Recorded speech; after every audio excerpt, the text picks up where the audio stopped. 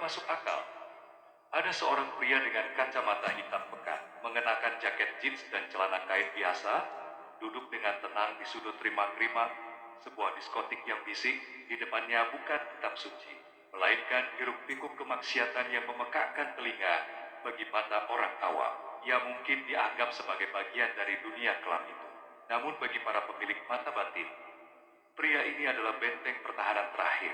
Ia adalah Hamid Jazuli, atau yang dunia kenal sebagai Gus Miek.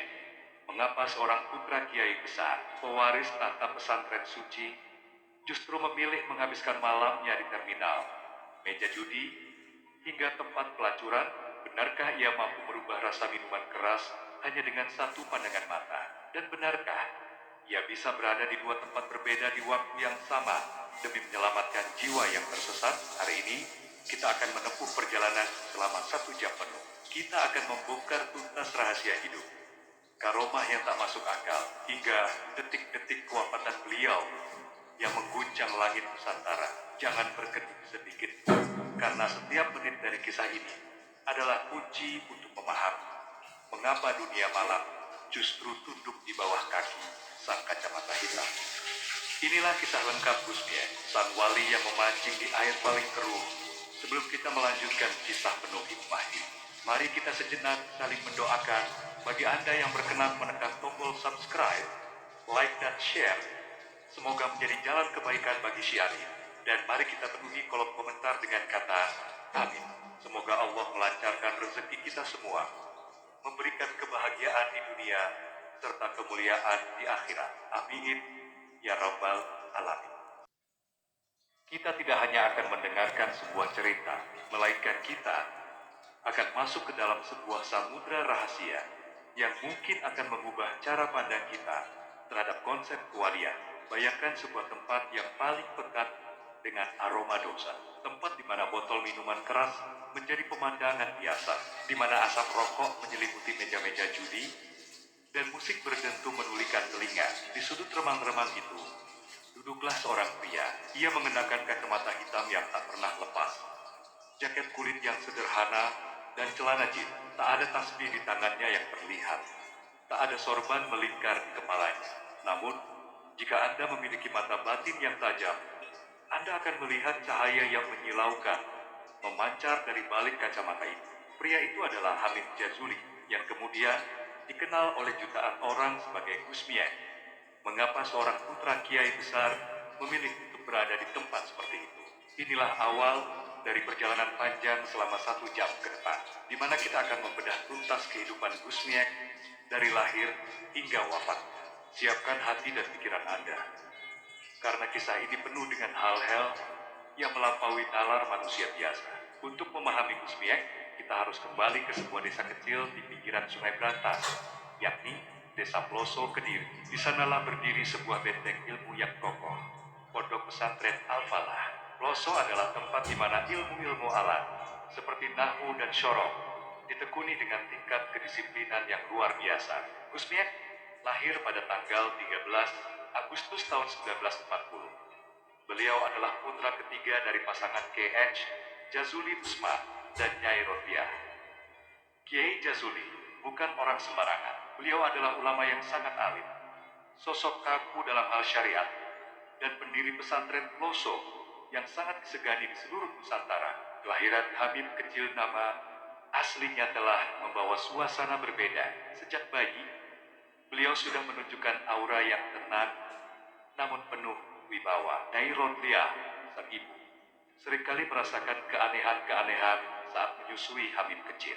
Beliau siotiala sudah memiliki koneksi dengan alam malakut sejak masih dalam ayunan. Ketika anak-anak sebayanya asyik bermain layang-layang atau berlarian di pematang sawah, Hamid kecil lebih sering terlihat menyendiri. Beliau sering duduk diam di pinggir Sungai Berantas yang arusnya sangat deras, menatap aliran air berjam-jam lamanya. Para santri Kiai Jazuli sering merasa heran melihat putra kiai mereka yang satu ini. Ada satu kejadian yang sangat membekas di ingatan para santri senior. Suatu hari, Hamid kecil diajak berjalan-jalan ke arah pasar. Di tengah jalan, ia melihat seorang pengemis tua yang sangat lusuh. Tanpa ragu, Hamid kecil mendekat dan memberikan uang sakunya yang tidak seberapa Namun, pengemis itu justru menangis terseduh-seduh dan mencium tangan Hamim kecil, si Lola. Pengemis itu tahu bahwa anak kecil di depannya bukanlah anak biasa. Beliau juga sangat jarang terlihat membawa kitab layaknya putra kiai yang dipersiapkan menjadi penerus pesantren. Namun, keajaiban muncul ketika beliau duduk di majelis sang ayah. Meski terlihat sering melamun atau bermain di pojokan, saat Kiai Jazuli memberikan pertanyaan yang sangat sulit kepada santri-santrinya, Hamid kecil akan menjawabnya dengan sangat sempurna, bahkan melampaui isi kitab yang sedang dibahas. Gusmi yang muda adalah antitesis dari sistem pendidikan formal. Beliau seolah membuktikan bahwa ilmu tidak hanya masuk melalui telinga dan otak, melainkan langsung jatuh ke dalam hati. Dalam tradisi pesantren, inilah yang disebut dengan ilmu laduni. Beliau pernah belajar di Lirboyo, namun tidak lama beliau juga pernah belajar di pesantren lain, namun seringkali beliau menghilang. Kemana Gusmiek pergi? Ternyata beliau melakukan perjalanan batin. Beliau sering terlihat di makum-makum wali yang sudah terlupakan, di bawah pohon-pohon besar, atau di tempat-tempat sunyi yang jauh dari jangkauan manusia. Kiai Jazuli, sang ayah, awalnya sangat tegas kepada Hamid. Namun, lama-kelamaan sang ayah menyadari bahwa putranya sedang digembleng langsung oleh tangan Tuhan. Kiai Jazuli pernah berkata kepada istrinya, "Biarkan Hamim dengan jalannya sendiri. Ia bukan milik kita. Ia adalah titipan Allah yang luar biasa." Salah satu bagian paling krusial dalam bagian satu ini adalah hubungan misterius Gusmiek dengan Nabi Khidir alaihissalam. Sejak usia belasan tahun, Gusmiek dikabarkan sering bertemu dengan sosok misterius yang memberikan instruksi-instruksi khusus kepadanya. Instruksi inilah yang nantinya mendasari mengapa Gusmiek berani masuk ke tempot-tempot maksiat. Beliau diperintah untuk memancing ikan di air yang keruh. Beliau disiapkan untuk menjadi jembatan bagi mereka yang sudah putus asa dari rahmat Allah. Pernah suatu ketika, Gusmiek terlihat berbicara sendirian di bawah jembatan. Orang awam mungkin menganggapnya kurang waras.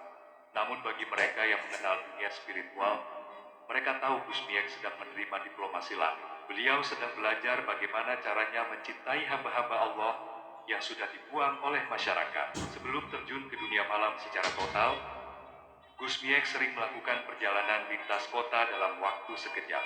Saksi mata menceritakan bahwa Gusmiek pernah terlihat di Kediri saat waktu asar, namun saat maghrib tiba, beliau sudah berada di Jawa Tengah untuk menghadiri sebuah acara. Padahal saat itu, sarana transportasi sangat terbatas. Bagi Gusmiek, ruang dan waktu Sidwala tunduk pada kehendak Allah melalui dirinya. Beliau tidak pernah sombong dengan kelebihan itu.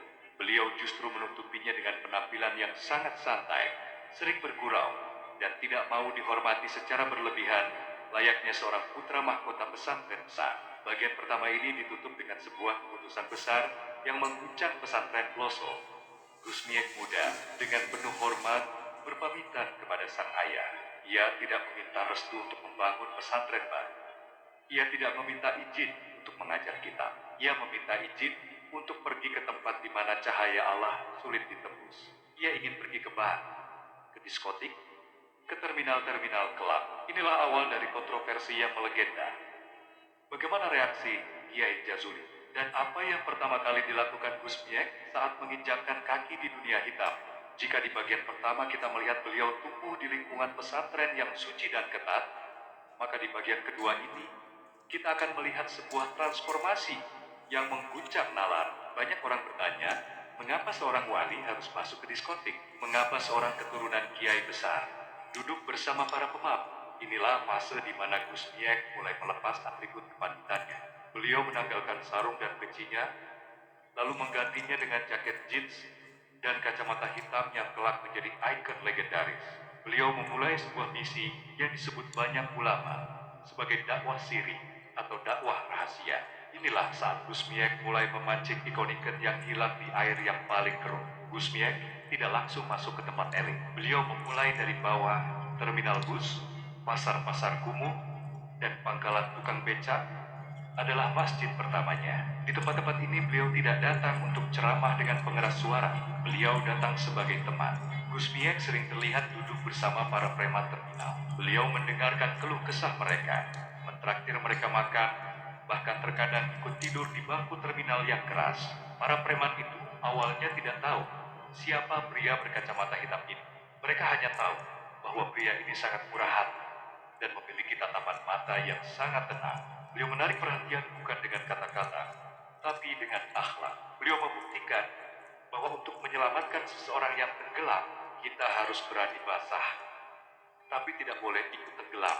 Setelah menguasai jalanan, Gusmiek mulai melangkah lebih jauh. Beliau masuk ke tempo-tempon yang dianggap sebagai pusat maksiat di Jawa Timur dan Jawa Tengah pada masa itu. Masuk ke diskotik bagi seorang Gusmiek bukanlah untuk bersenang-senang. Saksi mata menceritakan, Gusmiek bisa duduk berjam-jam di depan meja judi tanpa menyentuh kartu satupun. Beliau hanya melihat. Keajaiban sering terjadi. Orang yang sedang berjudi tiba-tiba merasa hatinya bergetar hebat saat berserobok pandang dengan Gusmiek. Banyak bandar judi yang tiba-tiba merasa muak dengan hartanya dan memilih pulang bertaubat hanya setelah disapa ringan oleh beliau. Disinilah karomah Gusmiek mulai menjadi buah bibir. Beliau disebut-sebut bisa merubah rasa minuman keras menjadi air putih atau kopi hanya dengan sekali pandang, agar beliau bisa menemani para pemabuk itu tanpa melanggar syariat Allah. Tentu saja, jalan yang dipilih Gusmiek ini memicu badai fitnah. Kabar tentang putra Kiai Jazuli yang sering keluar masuk tempat maksiat sampai ke telinga para ulama dan santri di berbagai penjuru. Banyak yang menghujat, banyak yang mencaci. Mereka menganggap Gusmiek telah murtad dari tradisi pesantren. Namun, Gusmiek menghadapinya dengan diam. Beliau tidak pernah membela diri. Bagi beliau, penilaian manusia hanyalah debu. Yang penting adalah penilaian Allah. Suatu ketika, ada seorang ulama yang berniat menegur Gusmiek. Namun, saat ulama tersebut bertemu Gusmiek di sebuah tempat remang-remang, ia justru melihat Gusmiek sedang dikelilingi oleh cahaya yang sangat terang, sementara tangan beliau terlihat terus bergerak memutar tasbih di dalam saku jaketnya. Sang ulama pun menangis dan memohon maaf, menyadari bahwa ia baru saja menghakimi seorang kekasih Allah selama melakukan dakwah di dunia malam. Banyak kesaksian tentang kemampuan tayul ard melipat bumi milik Gusmiek. Seringkali beliau terlihat di sebuah diskotik di Surabaya pada jam 12 malam. Namun di saat yang bersamaan, ada santri yang melihat beliau sedang mengimami sholat tahajud di sebuah tempat di Kediri. Kemampuan ini digunakan beliau untuk menjangkau sebanyak mungkin jiwa yang tersesat. Beliau tidak ingin ada satupun hamba Allah yang merasa tidak memiliki jalan pulang. Beliau adalah pintu darurat bagi mereka yang sudah merasa terlalu kotor untuk masuk ke masjid. Mengapa Gusmiek selalu memakai kacamata hitam, bahkan di malam hari yang gelap sekalipun? Banyak santri meyakini bahwa kacamata itu bukan untuk gaya. Kacamata hitam itu digunakan untuk menutupi pancaran sinar dari matanya yang terlalu tajam. Konon, siapapun yang menatap mata Gusmiek tanpa penghalang akan langsung jatuh pingsan atau kehilangan kesadaran karena tidak kuat menerima pancaran spiritualitas yang begitu besar. Selain itu, kacamata hitam adalah simbol bahwa beliau sedang menyamar di tengah dunia agar tidak dikenal sebagai orang suci demi menjaga keikhlasan dakwahnya. Bagian kedua ini kita tutup dengan sebuah kisah menarik saat Gusmiek bertemu dengan seorang pimpinan preman yang paling ditakuti. Preman ini terkenal kejam dan tidak pernah tersentuh hukum. Namun, di tangan Gusmiek, singa yang buas itu berubah menjadi domba yang penurut. Apa yang dikatakan Gusmiek kepada sang preman? Dan benarkah Gusmiek memiliki pasukan gaib yang selalu mengawal perjalanannya di lembah hitam? Kita akan bedah rahasia kekuatan batin Gusmiek di bagian ketiga nanti. Jika di bagian sebelumnya kita melihat keberanian beliau menembus lembah hitam, maka di bagian ketiga ini kita akan masuk ke dalam ruang rahasia kekuatan batin beliau. Banyak orang bertanya, apa senjata Gusmiek saat menghadapi para preman? Bagaimana beliau bisa selamat di tengah lingkungan yang penuh kekerasan dan senjata tajam? Jawabannya bukan pada otot, melainkan pada karomah. Sebuah anugerah khusus dari Allah untuk para Kokazinia yang seringkali melompati batas logika manusia. Hari ini, kita akan membedah kejadian-kejadian nyata yang disaksikan oleh para santri dan bahkan oleh musuh-musuhnya sendiri. Siapkan diri Anda, karena apa yang akan Anda dengar mungkin terdengar seperti legenda. Namun bagi mereka yang mengalaminya, ini adalah kebenaran yang tak terbantahkan. Salah satu karomah Gusmiek yang paling sering dibicarakan adalah Taiul Arj atau kemampuan melipat bumi. Ini bukan sekadar berjalan cepat, melainkan kemampuan untuk menembus ruang dan waktu. Pernah suatu ketika, seorang santri diperintah oleh Gusmiek untuk menemuinya di sebuah alamat di kota lain yang jaraknya ratusan kilometer. Sang santri berangkat menggunakan bus tercepat saat itu. Namun, betapa terkejutnya sang santri ketika ia baru saja turun dari bus. Ia melihat Gusmiek sudah duduk santai di depan teras rumah tujuan sambil menikmati segelas kopi. Padahal, beberapa menit sebelum sang santri berangkat, ia masih bersalaman dengan Gusmiek di titik awal. Bagaimana mungkin? Disinilah algoritma langit bekerja. Bagi Gusmiek, jarak antara Kediri, Surabaya, dan Semarang seolah hanya sejauh satu langkah kaki. Kemampuan ini bukan untuk pamer, melainkan cara beliau menjalankan misi dakwah yang super padat di berbagai lapisan masyarakat dalam waktu yang sangat terbatas. Salah satu kisah yang paling viral tentang Gusmiek adalah kemampuannya menemani para pemabuk tanpa ikut bermaksiat. Disinilah letak kecerdikan spiritual beliau. Ada sebuah kesaksian dari seorang mantan preman yang bertaubat. Suatu malam di sebuah bar remang-remang, Gusmiek ditantang untuk meminum cairan dari botol minuman keras yang sangat kuat. Gusmiek dengan tenang menerimanya. Beliau menuangkan minuman itu ke gelas, membacakan sesuatu yang sangat pelan, lalu meminumnya. Ajaibnya, bau alkohol yang menyengat itu tiba-tiba berubah menjadi aroma kopi yang sangat harum. Orang-orang di sekitar meja itu terpaku. Mereka mencoba meminum dari botol yang sama, dan rasanya tetap alkohol yang membakar tenggorokan. Namun di gelas Gusmiek, cairan itu telah berubah wujud. Inilah cara Gusmiek meruntuhkan kesombongan para pendosa. Beliau menunjukkan bahwa ada kekuatan yang lebih besar dari sekadar hukum fisika, dan kekuatan itu datang dari ketaatan kepada Sang Pencipta. Gusmiek dikenal memiliki mata batin yang mampu membaca isi hati manusia atau yang dikenal dengan ilmu kasyaf. Seringkali orang yang baru pertama kali bertemu beliau merasa telanjang. Ada kisah seorang pejabat yang datang menemui Gusmiek dengan niat sombong ingin memamerkan hartanya. Belum sempat pejabat itu bicara, Gusmiek langsung menyapa dengan kalimat yang menohok. Uang haram itu tidak akan lama. Kembalikanlah sebelum semuanya terbakar. Di bagian ini, kita masuk ke level mistis yang lebih dalam.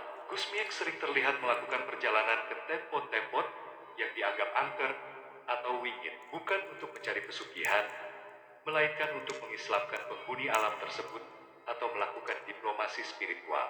Kesaksian dari pengawal setianya menyebutkan bahwa Gusmiek sering melakukan pertemuan rahasia di tengah hutan atau di pinggir pantai selatan. Beliau dikabarkan sering ditemui oleh sosok berjubah putih yang diyakini sebagai Nabi Khidir alaihissalam. Pertemuan inilah yang memberikan instruksi strategis bagi pergerakan dakwah Gusmiek di Nusantara. Beliau adalah wali yang tidak hanya bergerak di alam nyata, tapi juga menjadi jembatan antar dimensi. Dunia malam penuh dengan risiko nyawa. Gusmiek tidak jarang dihadang oleh kelompok preman yang membawa parang dan celurit karena merasa wilayahnya terganggu.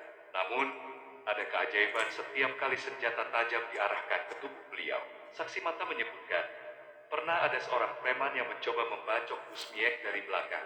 Namun, saat parang itu hampir menyentuh leher beliau, tangan sang preman tiba-tiba kaku, tidak bisa digerakkan, seolah-olah terkunci oleh kekuatan yang tak terlihat. Gusmiek hanya menoleh sedikit, tersenyum, dan menawarkan rokok kepada preman tersebut. Seketika itu juga, sang preman jatuh tersungkur dan meminta menjadi pengikut setia beliau.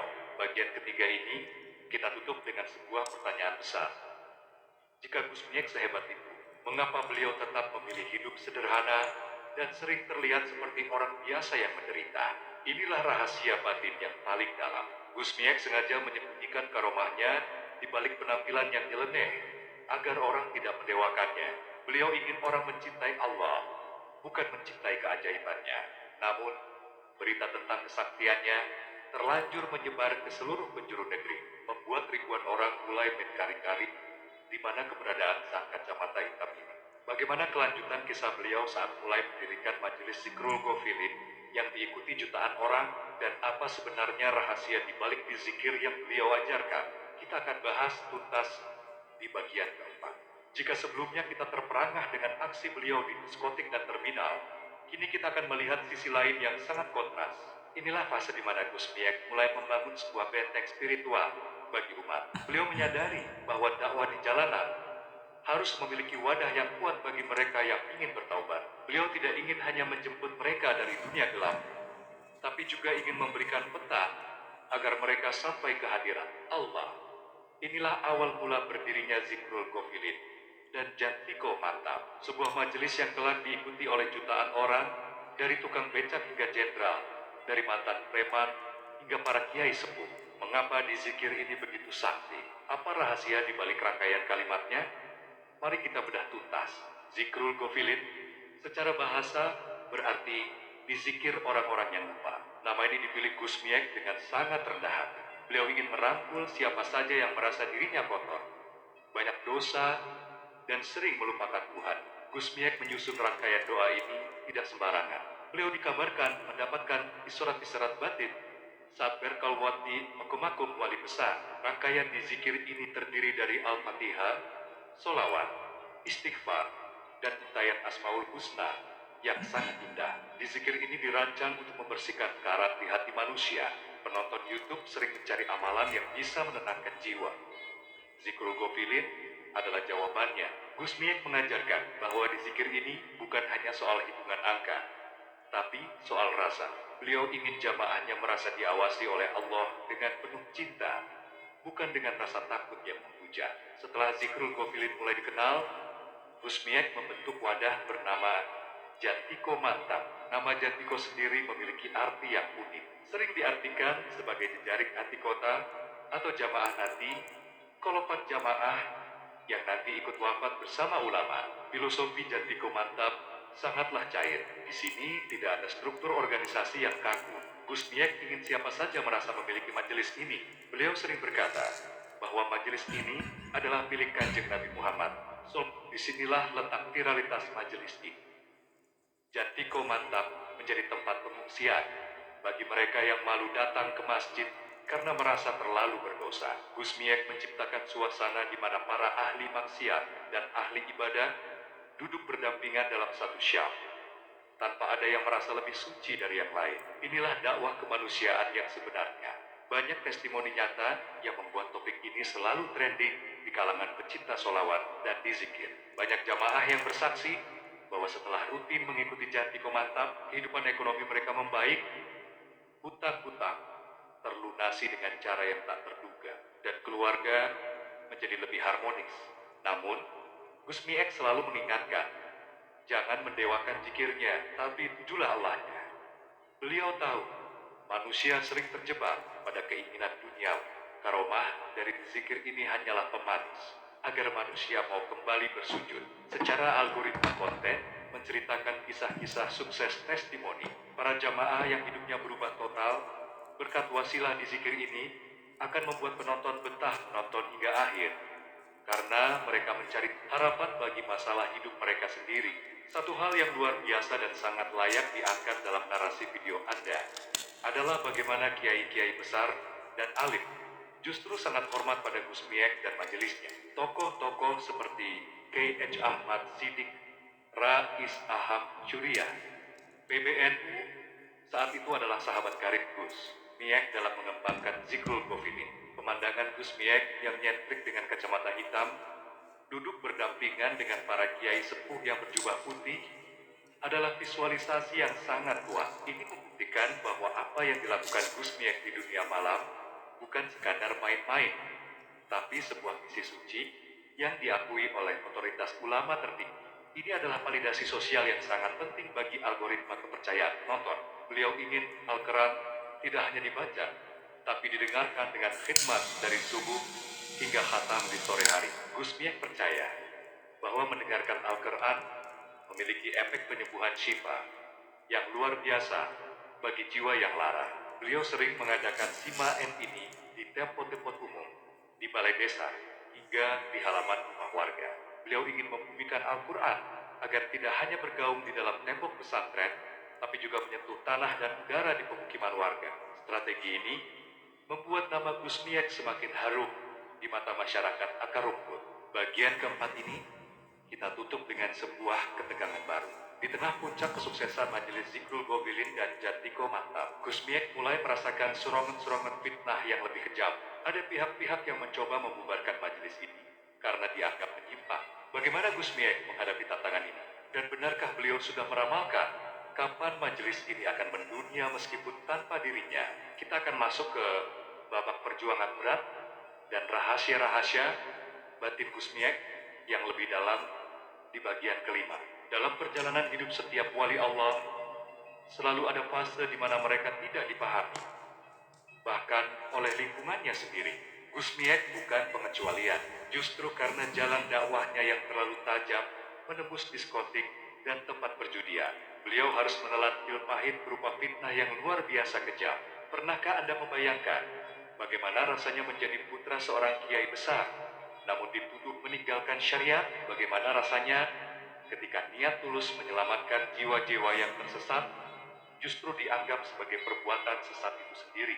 Di bagian ini, kita akan melihat bagaimana Gus Miek menghadapi badai kebencian dengan senyuman, dan bagaimana kebenaran akhirnya menampakkan dirinya dengan cara yang tak terduga. Siapkan hati Anda, karena bagian ini akan mengajarkan kita tentang arti kesabaran yang sesungguhnya. Salah satu fitnah yang paling kencang berhembus dan sering menjadi topik hangat di pencarian YouTube adalah tuduhan bahwa Gus Miek ikut meminum minuman keras saat berada di diskotik. Masyarakat awam yang hanya melihat dari permukaan mulai berbisik-bisik. Kabar burung menyebar, ada putra Kiai Ploso sering mabuk-mabukon di Surabaya. Fitnah ini mencapai puncaknya ketika beberapa orang melaporkan perilaku Gus Miek kepada para ulama sepuh di Jawa Timur. Mereka membawa bukti berupa foto atau kesaksian mata yang melihat Gus Miek memegang gelas di tempat maksiat. Inilah ujian terberat bagi nama baik keluarga besar pesantren Ploso. Namun, Gus Miek tidak pernah mengklarifikasi. Beliau tidak membuat konferensi pers atau menulis bantahan. Beliau justru tetap tenang. Disinilah letak esio batin seorang wali. Diam saat difitnah adalah kekuatan tertinggi. Beliau membiarkan Allah yang menjadi pengacara bagi dirinya sendiri. Dan benar saja, satu persatu kesaksian mulai muncul dari para pelayan bar dan diskotik yang melihat bahwa meskipun Gus Miek menuangkan miras ke gelasnya, bau minuman itu selalu berubah menjadi kopi atau madu yang harum saat mendekati bibir beliau. Suatu hari, seorang ulama besar yang sangat disiplin dalam syariat merasa terpanggil untuk meluruskan Gus Miek. Ulama ini datang dengan hati yang panas, berniat menegur Gus Miek secara langsung. Pertemuan itu terjadi di sebuah tempat yang sangat sederhana. Saat sang ulama baru saja hendak membuka mulut untuk memberikan ceramah tentang bahaya mendekati maksiat, Gus Miek langsung menyela dengan lembut. Beliau membisikkan sebuah rahasia batin atau ayat yang langsung meruntuhkan seluruh ego sang ulama. Ada riwayat yang menyebutkan bahwa Gus Miek justru memperlihatkan pemandangan yang tidak bisa dilihat orang biasa. Beliau memperlihatkan bagaimana ribuan jin dan manusia di tempat maksiat itu sedang dibimbing bertaubat secara rahasia oleh beliau. Melihat hal itu, sang ulama besar tersebut langsung tersungkur jatuh dan mencium tangan Gus Miek sambil menangis sesenggukan. Ia menyadari bahwa pandangannya selama ini hanya sebatas kulit, sementara Gus Miek sudah bermain di kedalaman isi. Kejadian ini menjadi salah satu turning point di mana para ulama mulai berbalik membela Gus Miek. Dunia malam tidak hanya berisi preman, tapi juga intelijen dan aparat keamanan. Pada masa itu, aktivitas Gus Miek yang memiliki massa jutaan orang di Jatiko Mantap sempat dicurigai sebagai gerakan politik tersembunyi. Beliau mulai diawasi secara ketat oleh pihak keamanan. Intel-intel dikirim untuk membuntuti setiap langkah Gus Miek, mulai dari tempat judi hingga ke majelis musik. Namun, para intel ini justru mengalami kejadian aneh. Seringkali mereka kehilangan jejak Gus Miek di tengah jalan, atau saat mereka mencoba menyadap pembicaraan beliau. Yang terdengar hanyalah suara dizikir yang membuat hati sang intel bergetar hebat. Banyak intel yang dikirim untuk memati motif Gus Miek justru berakhir menjadi jamaah setia beliau. Mereka yang tadinya datang untuk menangkap justru pulang untuk bertaubat. Gus Miek membuktikan bahwa kekuatan spiritual tidak bisa dikalahkan oleh kekuatan intelijen manapun. Fitnah lain yang sering menyerang Gus Miek adalah tentang pengelolaan uang jamaah, mengingat pengikutnya adalah orang-orang kaya dan pejabat.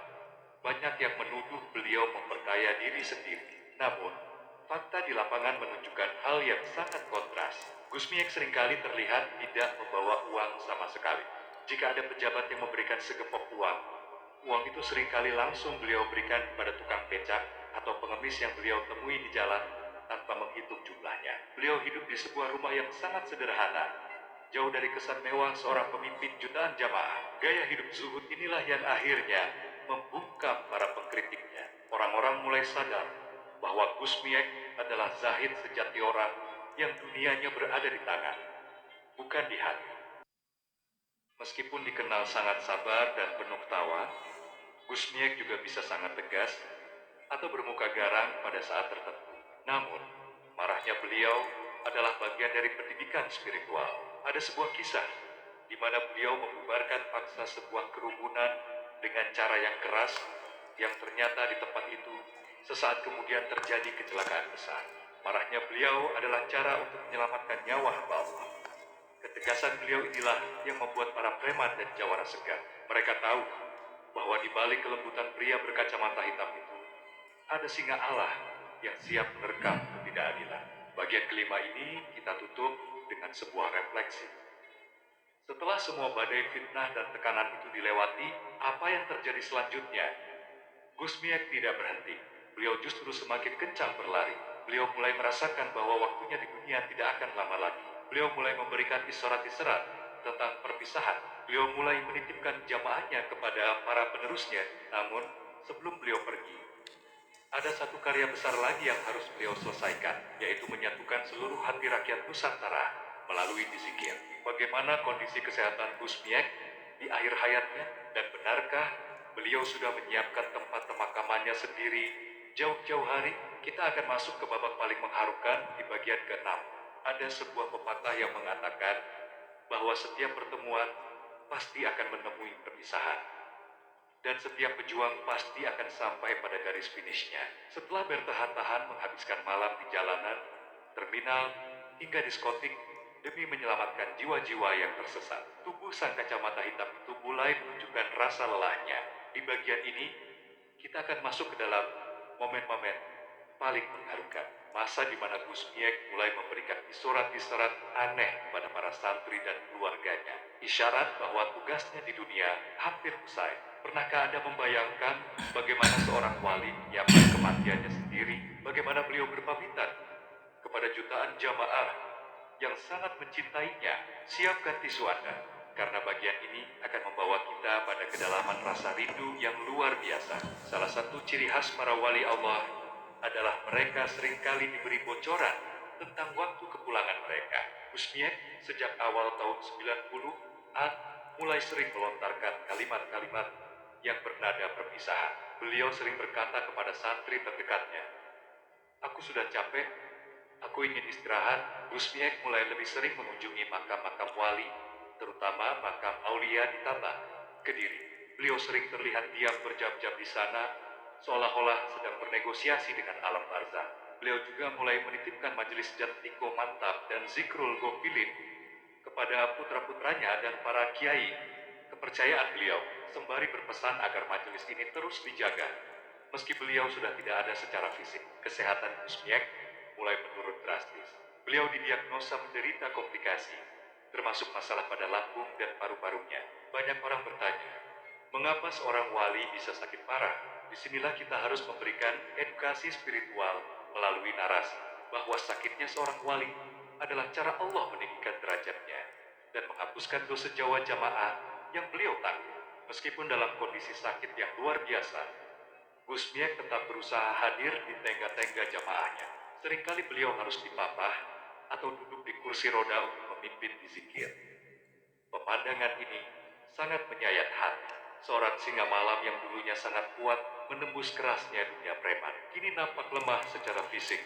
Namun pancaran matanya di balik kacamata hitam itu tetap tajam dan penuh kasih sayang. Gus Miek akhirnya harus menjalani perawatan intensif di Rumah Sakit Budi Mulia, sekarang Siloam, Surabaya. Di rumah sakit ini banyak terjadi kejadian di luar nalar yang disaksikan oleh para perawat dan dokter. Seringkali kamar rawat Gus Miek tercium aroma wangi yang sangat semerbak. melebihi wangi bunga melati manapun. Padahal di ruangan itu tidak ada bunga. Ada juga laporan dari perawat yang melihat banyak orang berjubah putih keluar masuk ruangan beliau di malam hari. Padahal pintu sedang terkunci dan penjagaan sangat ketat. Secara algoritma, konten misteri. Kisah-kisah seperti ini akan membuat penonton terus menonton karena rasa penasaran yang tinggi. Curiosity Cat. Gusmiek tetaplah Gusmiek. Di rumah sakit pun, beliau masih sempat memberikan nasihat kepada para dokter dan pasien lain. Beliau mengajarkan bahwa rumah sakit bukan tempat untuk mengeluh, tapi tempat untuk mengingat betapa lemahnya manusia di hadapan Sang Khalik. Sebelum beliau benar-benar kehilangan kesadaran, Gusmiek meninggalkan wasiat-wasiat penting. Wasiat beliau sangat sederhana, namun mendalam. Ojo tinggal sholat, ojo lali dizikir. Jangan tinggalkan sholat, jangan lupa dizikir. Beliau juga berpesan agar para jamaah Jatiko maktab tidak tercerai-berai. Wasiat ini sangat penting karena banyak orang mencari wasiat terakhir Gusmiek. Beliau menekankan bahwa kemuliaan seseorang bukan dilihat dari kesaktiannya, tapi dari istiqomahnya dalam beribadah. Beliau ingin warisannya berupa zikrul gofilin menjadi tali penyambung antara beliau dan jamaahnya di akhirat kelak. Pagi itu, tanggal 5 Juni tahun 1993, langit Kediri dan Surabaya seolah ikut meredup. Berita duka menyebar dengan sangat cepat melalui radio dan daring. Gusmiek, sang pelindung kaum marginal, sang wali yang rela berlumur debu demi menyelamatkan hamba Allah, telah menghembuskan nafas terakhirnya. Kesedihan luar biasa melanda Nusantara. Ribuan orang langsung tumpah ruah menuju Surabaya dan Kediri. Jalanan macet total. Tangisan pecah di mana-mana. Mantan preman, pejabat, kiai, hingga pedagang pasar bersatu dalam satu duka yang sama. Inilah bukti nyata bahwa dakwah Gusmiek telah menembus semua sekat sosial.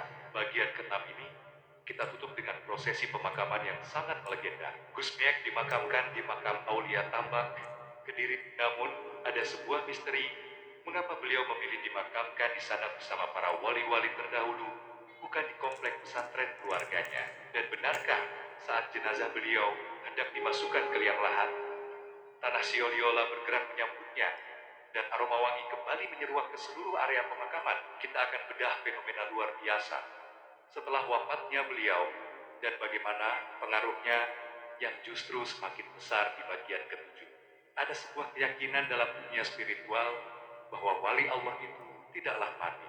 Mereka hanya berpindah alam dan tetap bisa memberikan syafaat serta keberkahan bagi mereka yang masih hidup. Jika di bagian sebelumnya kita menitikkan air mata karena kepulangan Gusmiek, maka di bagian ini kita akan melihat bagaimana keajaiban Gusmiek justru semakin menjadi-jadi setelah beliau wafat.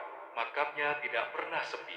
Siang dan malam, ribuan orang datang dari seluruh penjuru Nusantara. Mengapa beliau memilih dimakamkan di Tambak, bukan di pelosok? Dan fenomena luar biasa apa yang sering dialami para peziarah saat bersimpuh di depan nisan beliau. Mari kita masuki gerbang misteri makam Aulia Tambak, sebuah tempat di mana langit dan bumi seolah bertemu dalam keheningan doa. Mari kita putar kembali waktu ke hari pemakaman beliau. Ada sebuah kesaksian yang selalu dibicarakan. Saat iring-iringan jenazah Gusmiek bergerak dari Surabaya menuju Kediri, ribuan orang berdiri di pinggir jalan hanya untuk memberikan penghormatan terakhir. Banyak saksi mata menyebutkan bahwa meskipun perakiraan cuaca saat itu cerah, namun rintik hujan halus turun mengiringi perjalanan ambulans. Seolah-olah alam semesta ikut berduka. Namun, yang paling mengejutkan adalah aroma wangi yang tidak hilang-hilang. Bahkan beberapa orang yang berebut mengusung keranda beliau mengaku bahwa beban jenazah Gusmiek terasa sangat ringan, seolah-olah beliau terbang menuju liang lahatnya. Ini adalah tanda husnul khotimah yang nyata bagi seorang kekasih Allah. Banyak jamaah bertanya-tanya, mengapa Gusmiek tidak dimakamkan di komplek pemakaman keluarga di pesantren Al-Falah Ploso bersama sang ayah, Kiai Jazuli? Ternyata Gusmiek sudah menyiapkan ini bertahun-tahun sebelumnya. Beliau memilih makam Aulia Tambak karena di sana terkubur para wali-wali besar yang tersembunyi Aulia Mastur. Gusmiek ingin tetap bersama rakyat kecil, bersama orang-orang yang beliau dakwahi di terminal dan pasar. Beliau tidak ingin makamnya menjadi eksklusif di dalam tembok pesantren. Beliau ingin makamnya menjadi rumah bagi siapa saja termasuk para pendosa yang ingin bertaubat. Secara algoritma pencarian, kisah pemilihan lokasi makam ini mengandung unsur wasiat rahasia yang sangat memicu rasa ingin tahu penonton. Sejak tahun 1993 hingga hari ini, ribuan testimoni muncul dari para peziarah makam Gus Miek. Ada kisah seorang pengusaha yang hampir bangkrut, lalu berziarah dan mengamalkan zikrul gofilin di depan makam beliau. Tiba-tiba mendapatkan jalan keluar yang tak masuk akal di keesokan hari. Ada juga kisah orang sakit yang sudah berobat kemana-mana, namun mendapatkan kesembuhan setelah bertawasul di makam sang wali. Secara narasi, kita harus menekankan bahwa yang menyembuhkan adalah Allah. Namun Gus Miek adalah wasilah atau perantara yang memiliki kedekatan khusus dengan sang Khalik. Cerita-cerita tentang keajaiban ziarah ini memiliki tingkat retention yang sangat kuat karena penonton merasa terinspirasi untuk melakukan hal yang sama. Para penjaga makam ditambah seringkali mengalami kejadian-kejadian luar biasa di tengah malam. Seringkali terlihat pancaran cahaya hijau kebiruan yang keluar dari arah pusara Gus Miek saat suasana sedang sangat sepi. Tak hanya itu, beberapa peziarah yang memiliki mata batin sering melihat Gus Miek sedang duduk di pojok makam dengan kacamata hitamnya, mengawasi para jamaah yang sedang berzikir dengan penuh kasih sayang. Kisah-kisah penampakan spiritual ini, jika diceritakan dengan nada yang tepat dan gambar ilustrasi yang dramatis, akan membuat video Anda menjadi evergreen, selalu dicari orang kapanpun. Wafatnya seorang tokoh besar biasanya diikuti dengan meredupnya organisasi yang ditinggalkan, namun tidak dengan Jatiko, Mantap, dan Zikrul Gofilin. Gus Miek telah menanamkan mesin spiritual yang sangat kuat kepemimpinan yang diteruskan oleh putra-putranya, seperti Gus Sabut Panoto Projo, membuktikan bahwa restu Gus Miek tetap mengalir. Di bagian ini, sampaikan kepada penonton bahwa ziarah ke makam Gus Miek bukan hanya soal meminta barokah, tapi soal rechargement. Ini adalah alasan mengapa jutaan orang tetap istiqomah menjalankan ajaran beliau meski sudah puluhan tahun sang guru tiada. Bagian ketujuh ini kita tutup dengan fenomena mimpi. Banyak orang yang bahkan belum pernah bertemu Gus Miek semasa hidup tiba-tiba didatangi beliau dalam mimpi. Setelah menonton video atau membaca kisah beliau dalam mimpi itu, Gus Miek biasanya hanya tersenyum atau memberikan nasihat singkat agar tidak meninggalkan sholat. Apakah ini pertanda bahwa Gus Miek sedang memanggil Anda untuk berziarah, atau beliau sedang ingin memberikan pesan khusus bagi hidup Anda? Kita akan masuk ke bagian ke-8 yang akan membahas tentang nasihat-nasihat rahasia Gus Miek untuk kehidupan modern. Jangan lewatkan, karena mungkin ada pesan yang selama ini Anda cari. Setelah kita menelusuri perjalanan hidup, karomah, hingga misteri makam Gus Miek, kini saatnya kita bertanya, apa yang bisa kita bawa pulang ke dalam kehidupan kita sehari-hari? Gus Miek bukan hanya meninggalkan cerita, beliau meninggalkan kunci. Beliau meninggalkan sekumpulan nasihat dan amalan yang jika diamalkan, bisa menjadi wasilah untuk merubah nasib seseorang. Di bagian ini, kita akan bedah tuntas ijazah-ijazah amalan dari Gus Miek untuk Anda yang sedang merasa buntu dalam masalah ekonomi, keluarga, maupun ketenangan batin. Pastikan Anda menyiapkan catatan, karena setiap kalimat yang keluar dari lisan sang wali adalah mutiara yang sangat berharga untuk keselamatan kita di dunia dan akhirat. Gus Miek sangat memahami bahwa manusia akhir zaman seringkali terjepit oleh masalah ekonomi. Namun, beliau selalu menekankan bahwa rezeki itu bukan dikejar dengan otot semata, melainkan dengan magnet spiritual. Salah satu ijazah yang sering beliau sampaikan kepada para jamaahnya adalah istiqomah dalam membaca Al-Fatihah. Namun, bukan sembarang membaca. Beliau mengajarkan untuk mengirimkan Al-Fatihah kepada para aulia wali Allah setiap hari.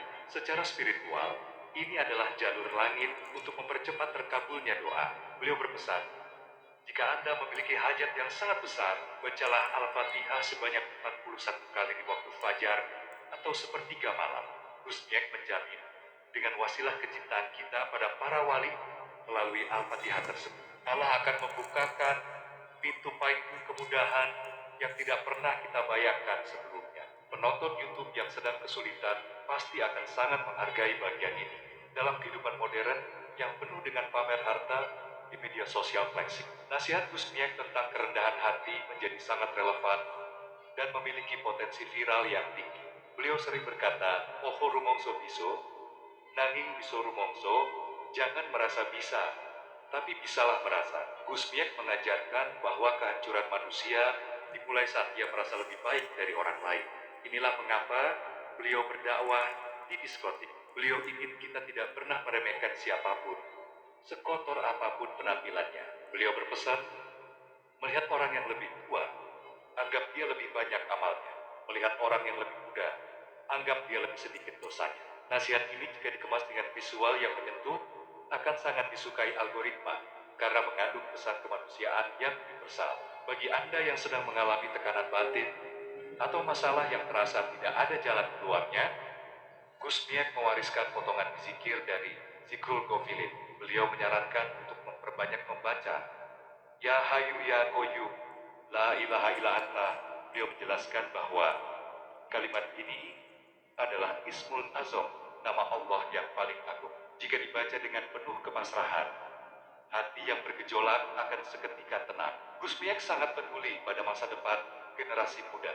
Beliau sering ditanya oleh para orang tua yang anaknya nakal atau sulit diatur.